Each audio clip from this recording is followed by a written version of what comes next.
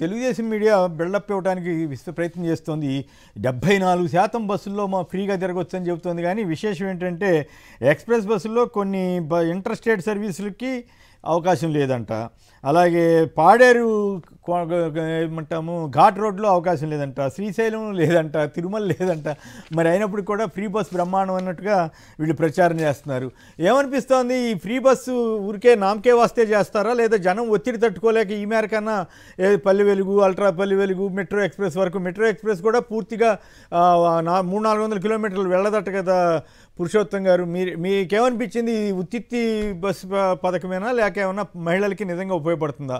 రెండో వైపు ఈ స్కీమ్ అమలు చేయడానికి అవసరమైన డబ్బులు ఉంటాయా? 3 ఆటో డ్రైవర్లకి వాళ్ళకి ఏమన్నా ఆల్టర్నేటివ్ చూపిస్తారా? కొమ్మినేని గారు, బేసిక్గా ఓట్లు రాబట్టుకోవడం కోసం పథక హామీలు ఇచ్చేటప్పుడు షరతులు గుర్తురావు. అంటే అన్కండిషనల్గా ఎక్కువ ఓట్లు తెచ్చుకోవడమే లక్ష్యంగా షరతులు పెట్టారు, ఏముండవు. ఉదాహరణకు మహిళలకి ఉచిత బస్సు కన్నా వాళ్ళకి గ్లామర్గా పనిచేసింది ఎక్కడంటే పుణ్యక్షేత్రాలు. అంటే మహిళలకు చాలా ఇష్టం ఉంటుంది కాబట్టి అక్కడికి మీరు ఎప్పుడు కావాలంటే అప్పుడు పోయి రావచ్చు అని తిరుమల, శ్రీశైలం చెప్పారు, పాపులర్గా ఉన్న దేవాలయాలు. అంటే అర్థం ఏంటి, ఎక్కువ మంది ఓట్లు పొందడం ఆ రోజు లక్ష్యం. సక్సెస్ అయ్యారు. ఇప్పుడు ఆచరణ అమలుకి వచ్చేసరికి అవన్నీ సాధ్యం కాదు కదా. అప్పుడు వెలుగు ఇట్లాంటి అమరావతి ఇట్లాంటి పెద్ద పెద్ద బస్సుల్లో అవకాశం ఇవ్వాలి అంటే అవకాశం ఇవ్వరు. ఇంద్ర, అమరావతి ఎక్స్ప్రెస్లు, హైదరాబాద్, ఇప్పుడు హైదరాబాద్ వచ్చే బస్సు కానీ అవకాశం ఇవ్వకపోతే ఇంకా వాళ్ళకి ఏం ఉపయోగం?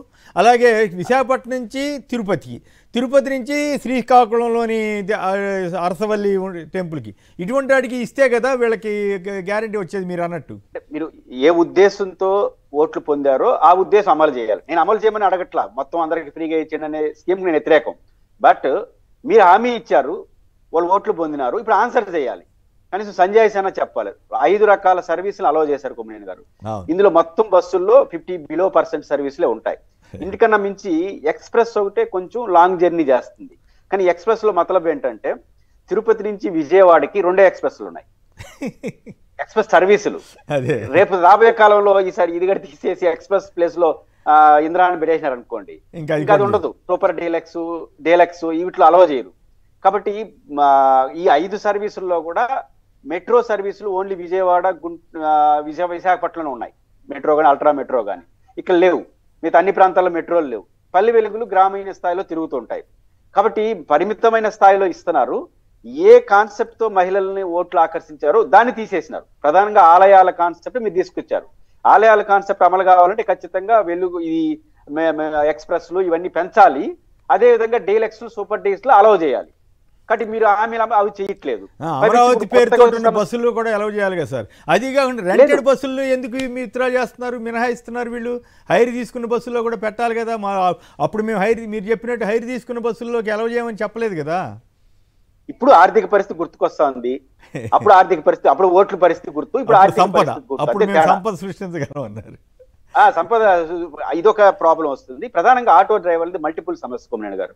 ఎందుకంటే ఆటో డ్రైవర్లు ఈరోజు చదువుకున్న నిరుద్యోగులు, ఇంజనీర్లు చదువుకున్న వాళ్ళు కూడా ఒక ఉపాధిగా మారిపోయింది ఆటో సర్వీస్ అనేది. ఈ రోజు పల్లె వెలుగులో వాటిలో అలౌ చేసిన తర్వాత వాళ్ళకి ఉపాధి పోతుంది. ఉపాధి పోయినప్పుడు మరింత అవసరం ప్రభుత్వం ఆదుకోవాల్సిన సమయంలో, అంటే ఈ ఫ్రీ బస్సులు లేనప్పుడే జగన్ గారు 10,000 ఇచ్చినాడు వాహన మిత్ర పేరుతో. ఫ్రీ బస్సులు లేనప్పుడు, ఇప్పుడు ఫ్రీ బస్సులు ఉన్నప్పుడు ఇంకా పెంచాలి కదా. పెంచకపోగా 10,000 నుంచి 15,000 ఇస్తానని చెప్పి మొదటి సంవత్సరం లేదు, ఈ సంవత్సరం అనౌన్స్మెంట్ చేయలేదు. అంటే 2 సంవత్సరాలు ఎవరు. ఇప్పుడు ఫ్రీ బస్ అనౌన్స్ చేసిన తర్వాత 10,000 కాదు 20,000 ఇచ్చినా చాలదు వాళ్ళకి. ఎందుకంటే సగం పడిపోతుంది ఆటో సర్వీసులు. ఏం చేస్తా, ఈ మల్టిపుల్ సమస్య మీకు గుర్తు రాలేదా? ఇప్పుడు ఎవరైనా అనొచ్చు, మన టీవీ డిబేట్స్, మీరు ఉచిత మహిళలు అందరికి ఏమంటారు, ఆటోలు అంటారు ఏంటని. ఇది కాంట్రడిక్షన్ మంది కాదు. నువ్వు కాంట్రడిక్షన్ హామీ ఇచ్చినావు. కాంట్రడిక్షన్ హామీ ఇచ్చే పరిష్కారం చూపాలి.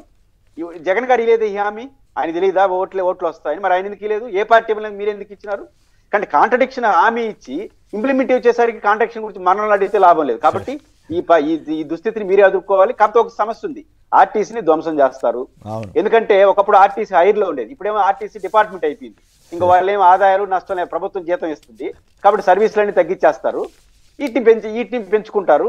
పెంచుకునే సర్వీసుల్లో అలౌ చేయరు. కాబట్టి ఇచ్చినట్టే ఉంటుంది. వాళ్ళకి ఏదైతే ఎన్నికల్లో ఆశపడ్డారో అది నెరవేరదు. రైట్. శివశంకర్ గారు, ఇక్కడ ఏదైతే ఎన్నికల ముందు ఇందాక మీరు స్టార్టింగ్ లో ఒక వీడియో చేస్తారు, అంబటి రాంబాబు గారు కూడా మా నాయకుడు ఎక్స్ప్లెయిన్ చేస్తా ఉండే, యాడ్స్ ఎక్స్ప్లెయిన్ చేస్తా. ప్రతిసారి మీరు గమనించేటంటే గూగుల్లో కూడా యాడ్స్ కొన్ని డిలీట్ చేశారు, కొన్ని ఉన్నాయి. యాడ్స్ లో ఎలా ఉందంటే నేను చంద్రన్న పేరు చెప్పుకొని బస్సు ఎక్కండి, ఎక్కడి నుంచి ఎక్కడైనా రాష్ట్రంలో తిరగండి, నేను సేఫ్ డ్రైవర్ ని. ఆయన కొద్దిగా ఆయన ఇందాక మేధావి అన్నారు కదా, అప్పుడు సేఫ్ డ్రైవర్, ఇప్పుడు కాసేపు మేధావి అయినారు, అప్పుడు కాసేపు డ్రైవర్ అయినాడు అని చెప్పి అన్కండిషనల్ గా ఆయన చెప్పింది ఇందాక పురుషోత్తమని చెప్పినట్టు అట్రాక్షన్ కోసము శ్రీశైలము, తిరుపతి, అన్నవరము, కాళహస్తి, కాణిపాకము ఈ పేర్లు అందరు చెప్పి మహిళలకు పాప ముసలోళ్ళకి అందరికి కూడా ఈ టూర్లు తిరగాలనుకుంటారు కదా, దాని గురించి ఇదంతా చెప్తా ఉన్నారు. సో ఇప్పుడు ఏమైందంటే వాళ్ళు చెప్పినటువంటి ఈ కండిషన్ ఇప్పుడు పెట్టినటువంటి 5 బస్సుల్లోట Palle Velugu, ultra Palle Velugu, city, metro ఈ 4 సర్వీసులు ఏదైతే 5 సర్వీసులు ఉన్నారు కదా, ముఖ్యంగా ఈ 4 సర్వీసులు 50 కిలోమీటర్ల పరిధిలోనే తిరుగుతాయి సార్. 4 సర్వీసులు 50 కిలోమీటర్ల పరిధిలోనే, Palle Velugu, ultra Palle Velugu, city metro and metro ఈ ఎక్స్ప్రెస్ ఇవన్నీ కూడాను. మిగతాటి కూడా ఏదైతే ఎక్స్ప్రెస్ ఉన్నాయో అవి మాత్రము విత్ ఇన్ జిల్లా పరిధిలో తిరుగుతాయి. మీరు అన్నట్టు ఇప్పుడు తిరుపతికి వెళ్ళాలంటే పాపం ఒక శ్రీకాకుళం ఆవిడ తిరుపతికి వెళ్ళాలంటే కనుక శ్రీకాకుళం వెళ్ళాలి, విజయనగరం దిగాలి, విజయనగరం ఎక్కాలి, మళ్ళీ వైజాగ్ రావాలి, వైజాగ్ దిగి అనకాపల్లి ఎక్కాలి, అనకాపల్లి ఎక్కి తునికి రావాలి, వెస్ట్ గోదావరి రావాలి, ఈస్ట్ గోదావరికి వచ్చి తర్వాత ఏలూరుకి వచ్చి, ఏలూరు నుంచి విజయవాడ దిగి, విజయవాడ నుంచి గుంటూరుకి వచ్చి, గుంటూరు దిగి ఒంగోలుకి వెళ్ళి, ఒంగోలు దిగి, నెల్లూరుకి వెళ్ళి, నెల్లూరు దిగి, కాళహస్తికి వెళ్ళి అక్కడికి వెళ్ళి తిరుపతికి వెళ్ళాలి. అంటే దాదాపు ఒక 3 నుంచి 4 రోజులు బస్సులు ఎక్కడ కొండ మీదకి డబ్బు తీసుకోవాలి, తిరుమల డబ్బు తీసుకోవాలి, తిరుమల, శ్రీశైలం, పాడేరు గిరిజన ప్రాంతంలో కూడా. అది కాదు, తిరుమల వెళ్ళాలంటే మళ్ళీ అక్కడ ఏం చేశారు, సప్తగిరి బస్సులు అంట, దానికి అప్లికబుల్ కాదంట. మళ్ళా తిరుపతి దిగి తిరుమలకి వెళ్ళాలంటే మళ్ళీ అక్కడ టికెట్ తీసుకోవాలంట. తిరుమల కూడా లేవంట. సో ఇంత ఘోరంగా, ఇంత అన్యాయంగా 10 నెలలు మోసం చేసి మళ్ళా నాకంటే మేధావి లేడు అని చెప్పడం అంటే నిజంగా చాలా అన్యాయం సార్. ఈ రోజు మీరు చెప్పినటువంటిది ఏదైతే ఉందో హామీ, ఇది చిన్న హామీనే.